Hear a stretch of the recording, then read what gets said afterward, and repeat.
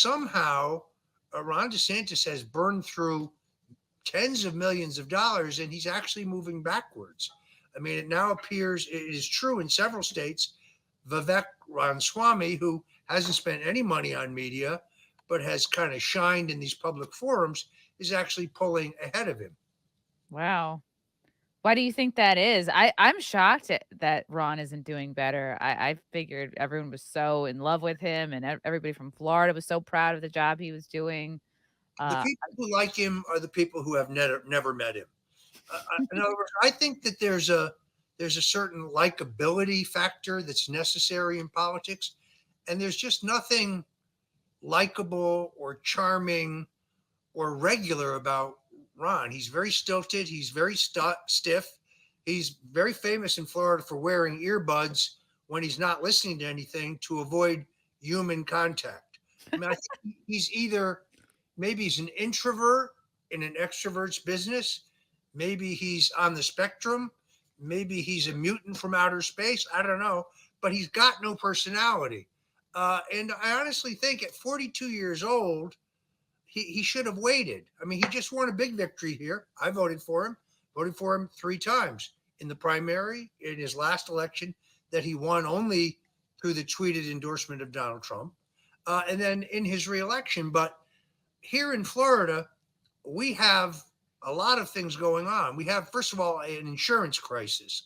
So if you had your house completely destroyed in the hurricane, or let's say you just lost the entire roof, but either way, if your home insurance company, which by the way has just had a giant increase in your premium costs, offers you pennies on the dollar, not nearly what it would cost to replace your home or your roof, you can no longer sue them because Ron DeSantis signed a bill after taking a $4.5 million payoff from the home insurance companies in which you're prohibited from suing them.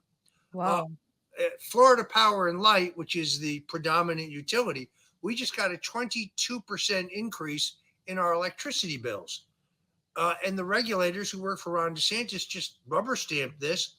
But maybe that's because Ron DeSantis took $9.5 million from Florida Power and Light and their subsidiaries. So I mean, it just kind of goes on and on. Let's say that you have a motorcycle.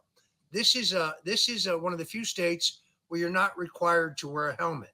But whether you're wearing a helmet or whether you're not wearing a helmet, if you're riding your motorcycle and you're hit by a motorist, the motorist hits you, you cannot sue the motorist. It is automatically your fault for wearing a motorcycle, for riding a motorcycle. This is Wow. in recent legislation signed again by Ron DeSantis. We have a malaria outbreak.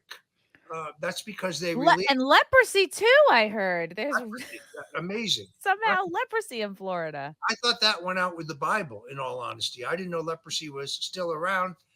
Just very close to where I am here in South Florida, we learned that they dumped 15 million gallons of raw sewage into the beach. So that whole area is now closed. So I guess my Nice. point is, if you want to be president, you should first do the job you were elected to do here.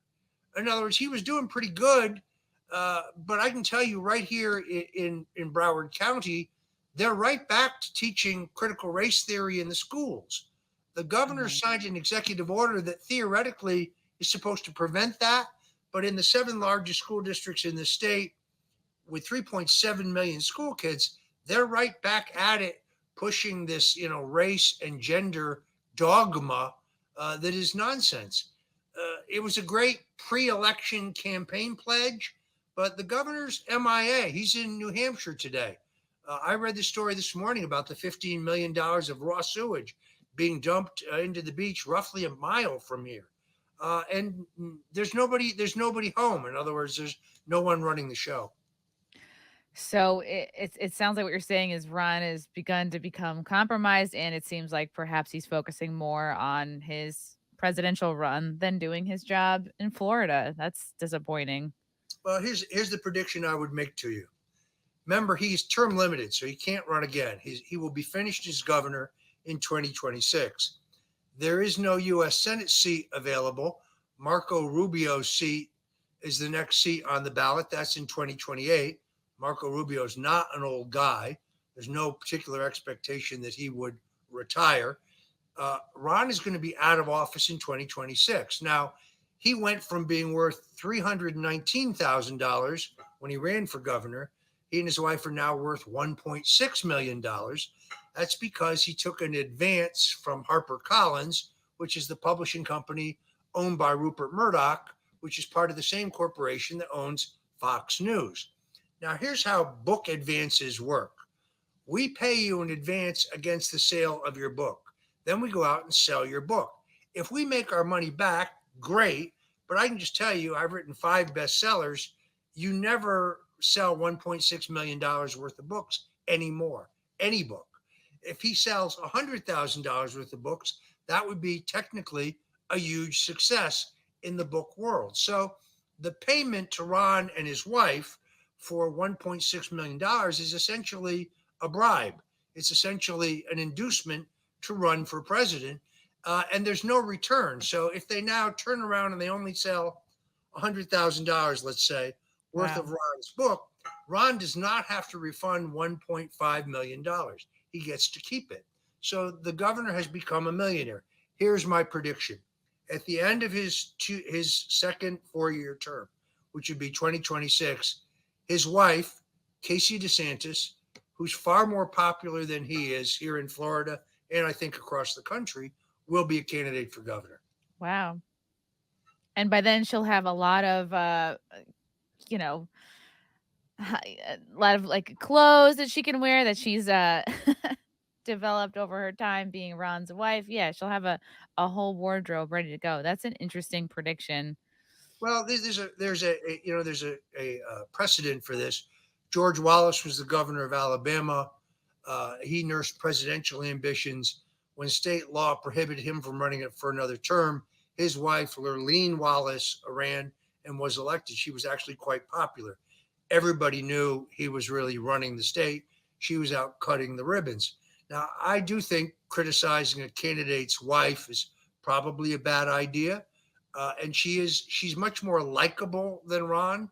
She's much more articulate than Ron. She tends to be somewhat more normal than Ron.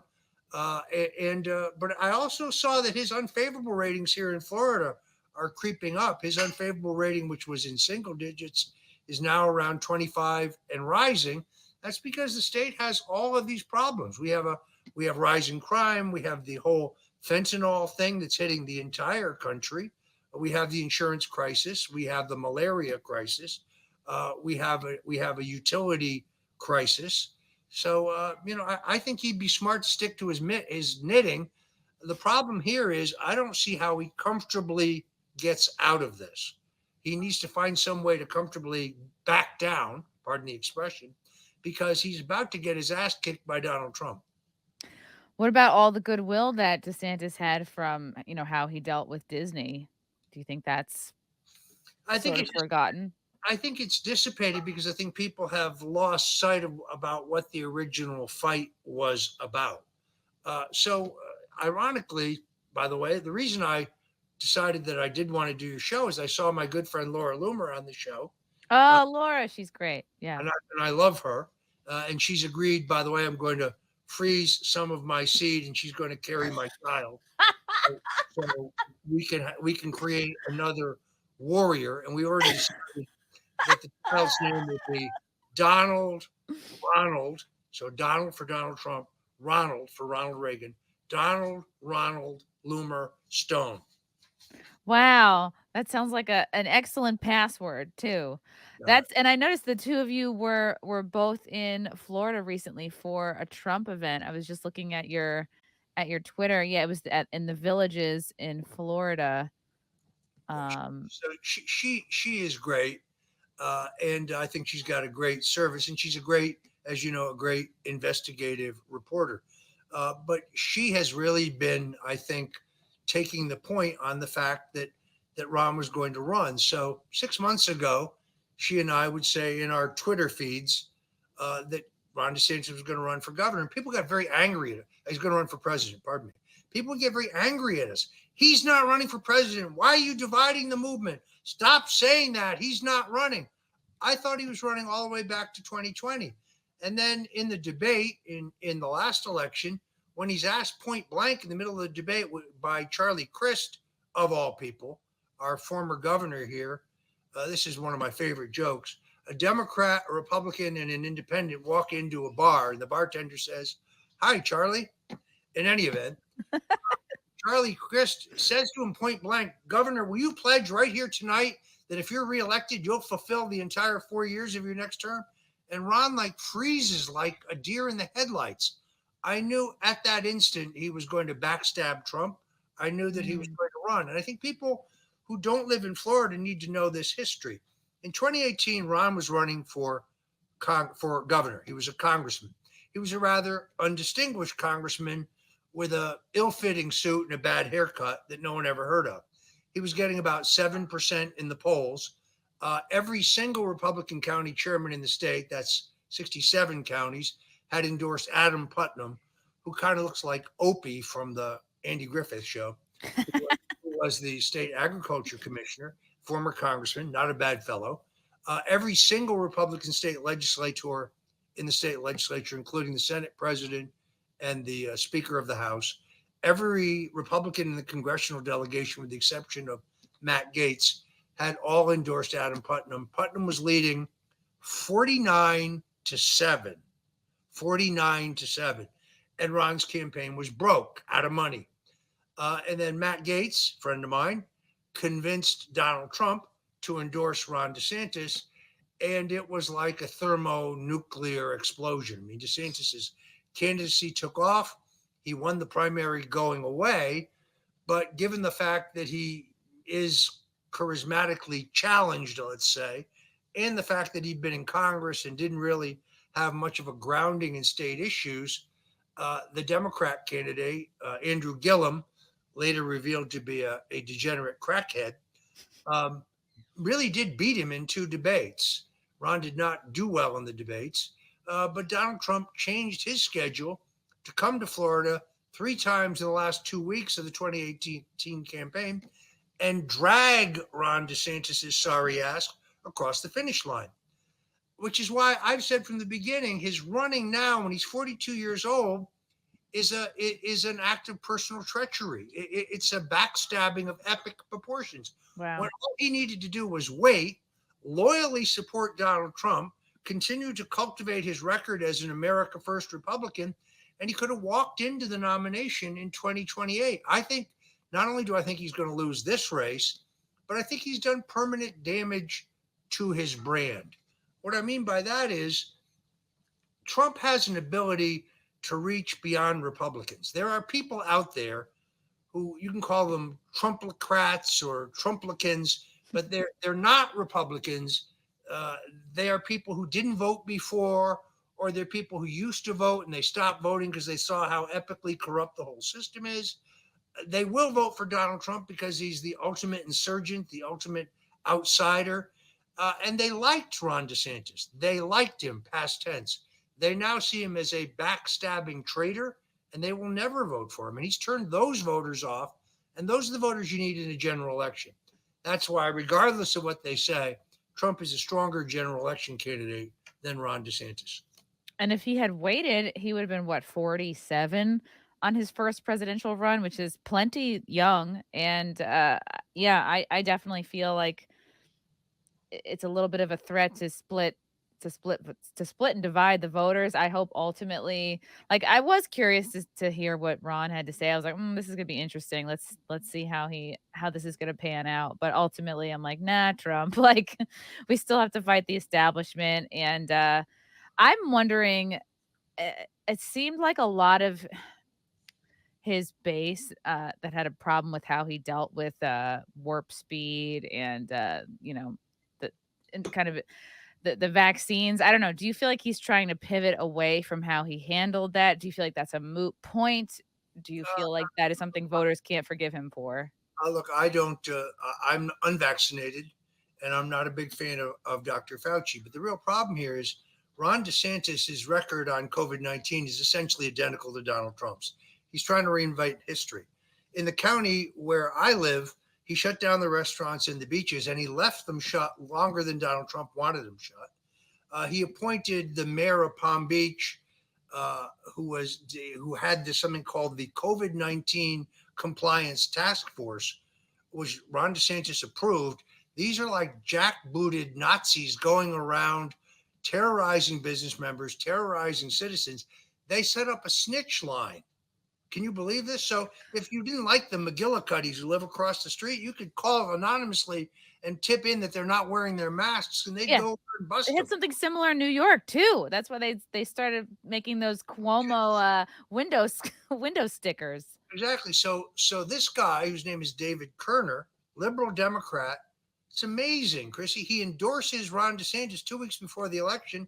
Then immediately after the election, he's appointed the head of the state Department of Motor Vehicles. And the problem with that is that gives him a backdoor to the voting lists here in Florida. So if he says, well, I would have fired Fauci, never mind that. Why'd you hire this guy? Why did you hire him? He is every bit as bad as Fauci.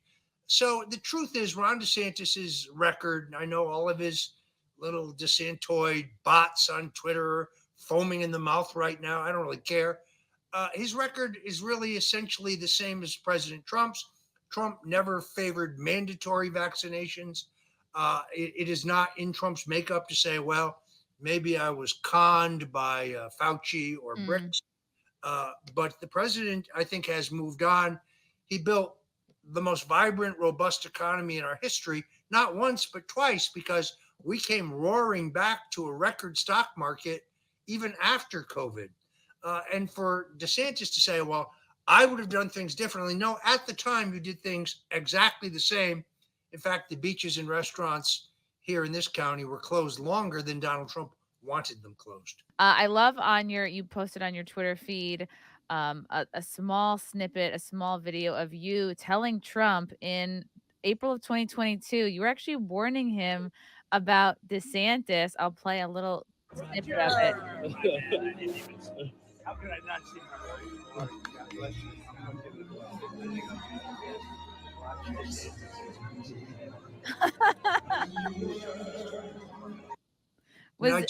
Did I turn out to be right or not? This was in the period I was talking about when I said he's going to challenge you from president. And everybody kept saying to me, no, you're wrong. You and Laura Loomer are both wrong.